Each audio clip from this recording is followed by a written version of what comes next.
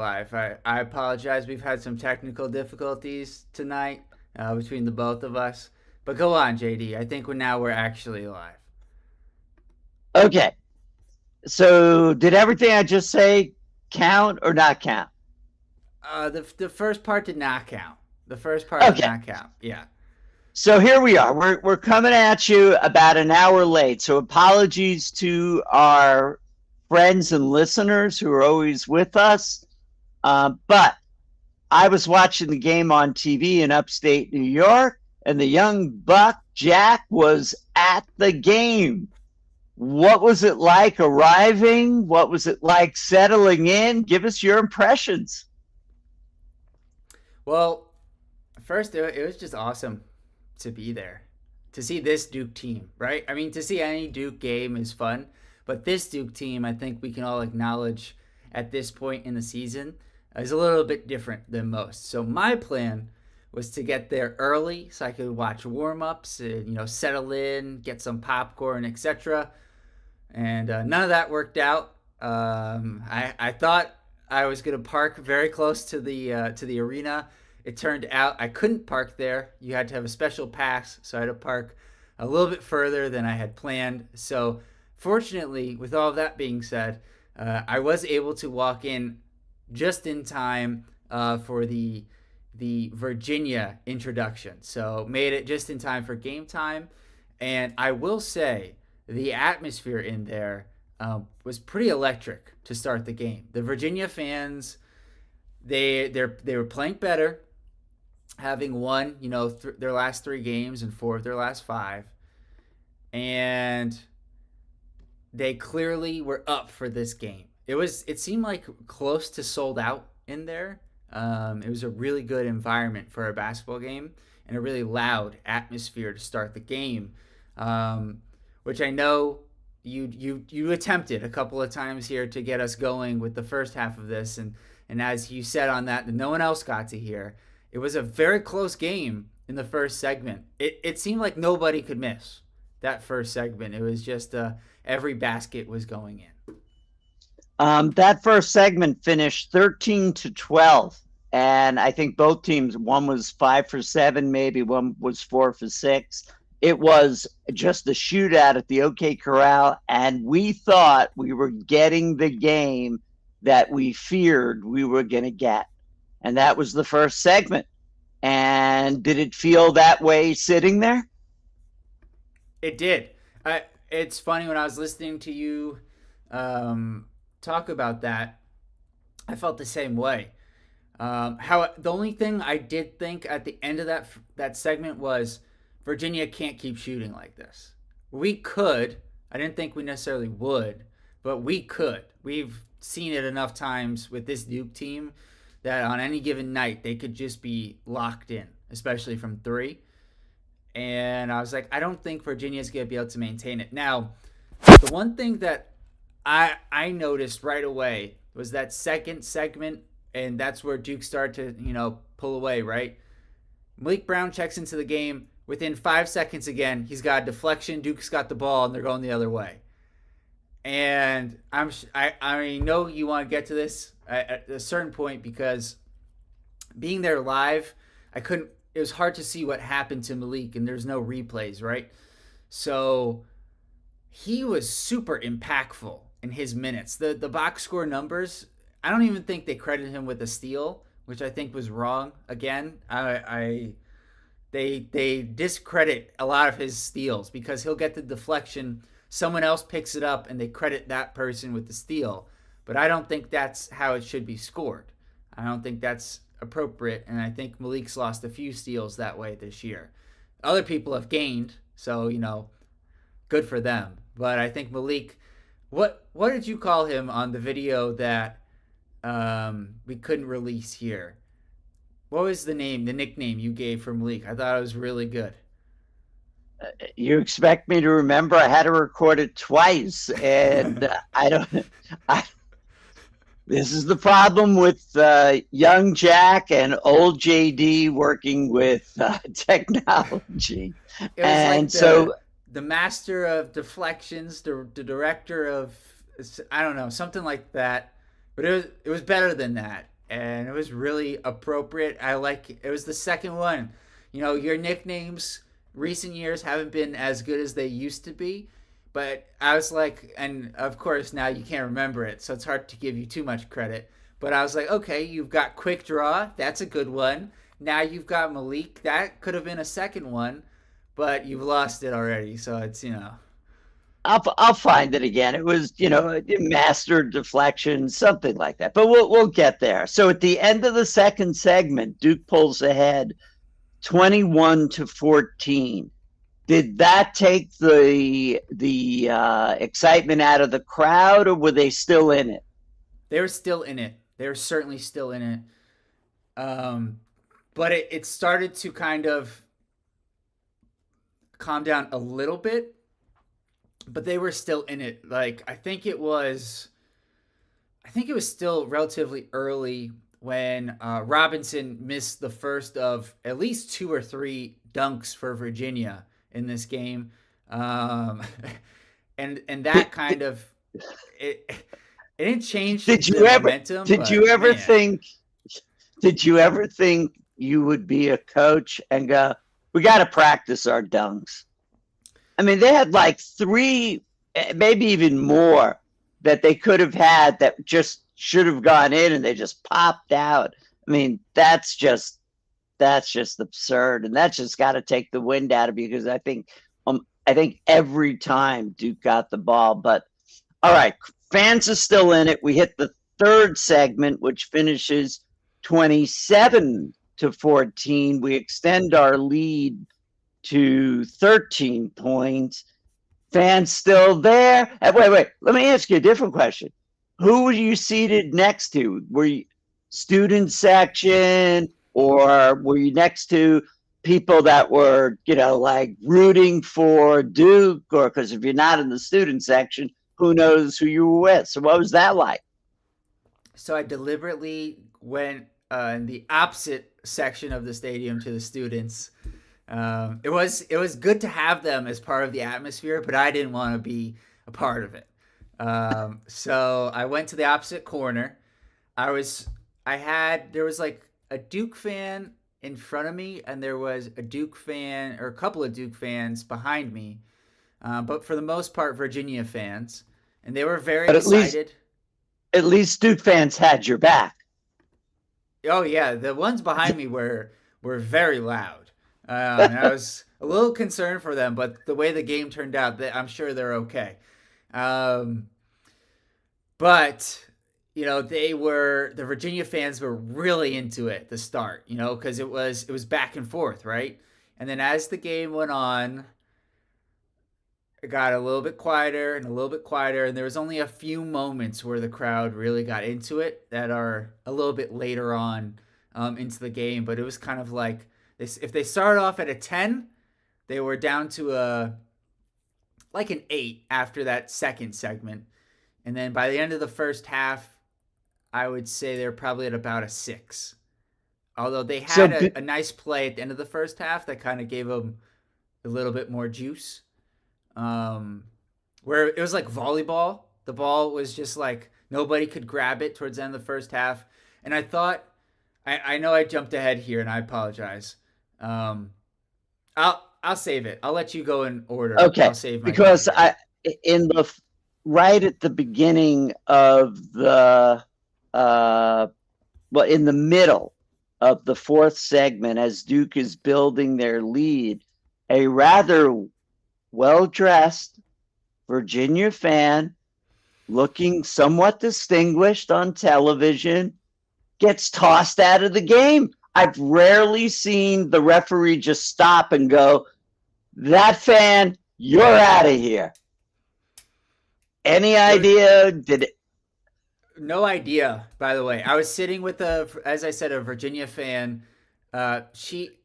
She asked me at halftime. We were both doing a little bit of investigating, so I was trying to figure out what was happening with Malik Brown, and I got the information I could from you, but we really didn't have a ton. She was trying to figure out what happened to the fan. Why did he get tossed from the game? And couldn't really find out anything, but my sense is that the fan, it wasn't like one, he didn't say one thing. My guess is he had been going on and on for a while because of who the ref was that tossed him. One of our old time favorites, Mr. Ayers, who's certainly been a lot kinder to Duke since Coach K has left. In my, it's not. It's certainly not my subjective opinion is the way to put that. But the thing that was most notable to me was that fan did not protest. He he stood up, and we lost your audio, JD. I'm not sure what happened over there. All right, we lost JD's audio. It's been he's had a tough night with technology. All right, I'm gonna while we wait to see if we can get him back. No, we don't have you. All right. The one thing I was gonna say, I guess at the end of the first half, was Coach Shire with like 38 seconds left. He calls timeout after a Duke basket, and the Virginia fans were a little bit confused as to why he did that. And my thought was he did the opposite of what happened in the Stanford game. It didn't work out for Duke, but he called that timeout so Duke would get the ball back theoretically with 7 seconds, 8 seconds to go in the first half and have a chance to get the last shot. It didn't quite work out, but the mindset and the decision was really smart by Coach Shire. We've lost you, JD. We're gonna hopefully we can get you back for the next video. All right, I'm gonna wrap this up. I'm gonna not wrap this up right now, but I'm gonna move ahead. So being there live, I have a few other takeaways. So I mentioned before the crowd got into it a couple more times throughout the game.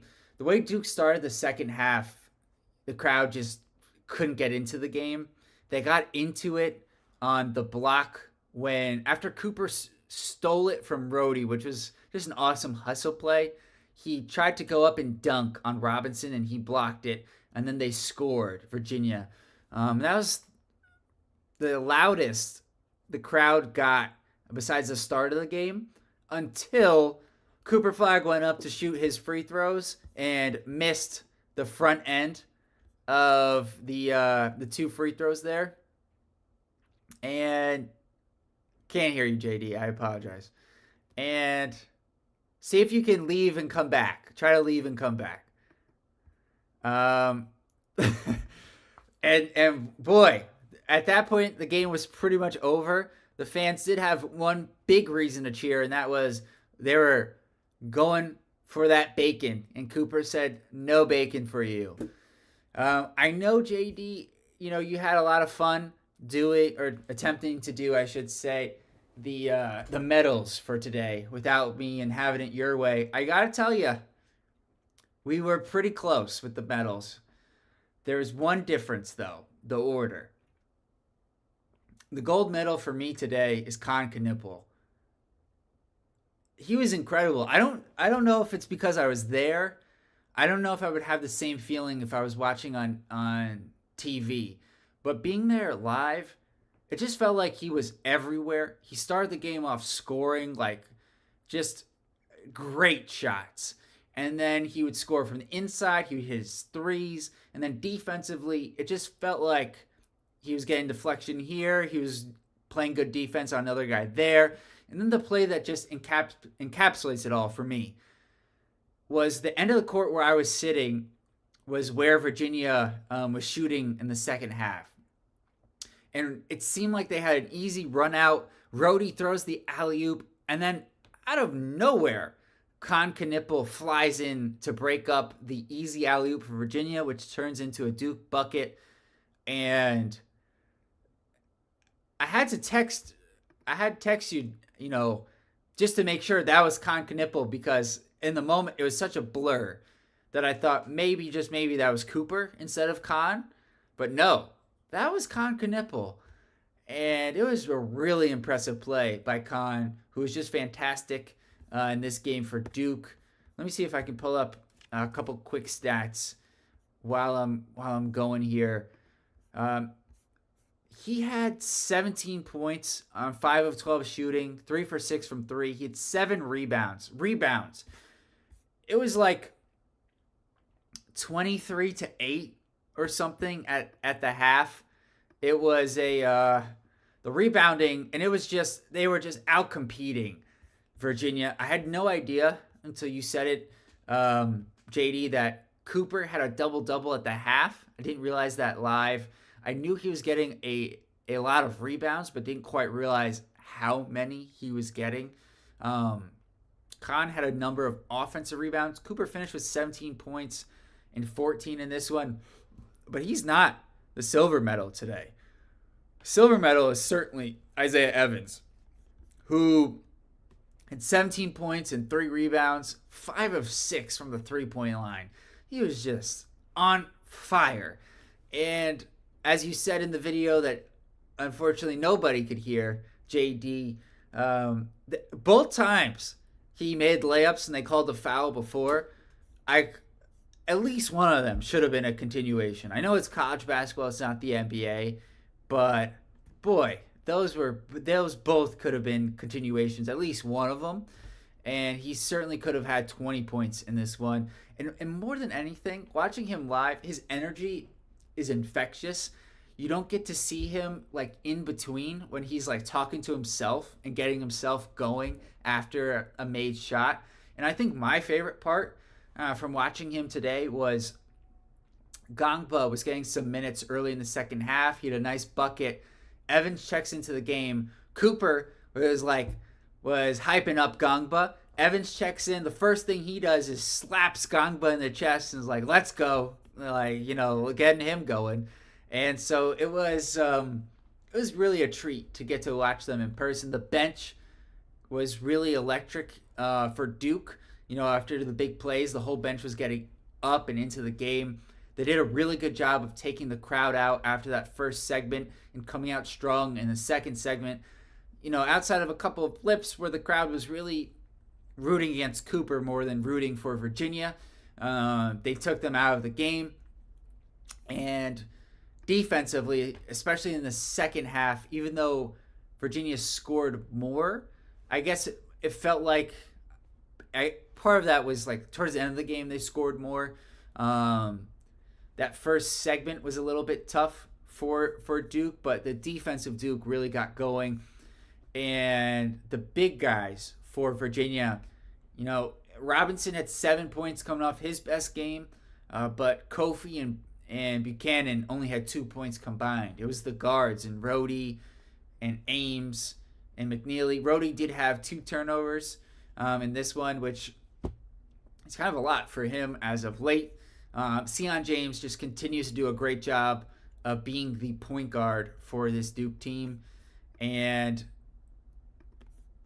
I don't know. There's not much else to say other than I hope it's not anything too serious. I hope he gets back soon, because not only was his defense impactful, but so is his passing. He had a couple of nice passes too. One was certainly to Sion James that I remember cutting underneath, getting a dunk. And it's just nice to have. But Gongba also had a really nice pass that wasn't an assist, and it was a quick decision. So he just really has shown a lot in his limited minutes. Evans, his defense continues to be really strong, and this Duke team continues to roll. We will be back later this week for the Illinois preview. We'll get all the technical difficulties squared away, and it's been a lot of fun to watch Duke basketball and share it with all of you guys. So I look forward to continuing to do so as we get to the home stretch of the season. So make sure to like this video, subscribe to the channel, drop a comment. Look forward to hearing from you guys, and share it with your Duke basketball friends. Peace.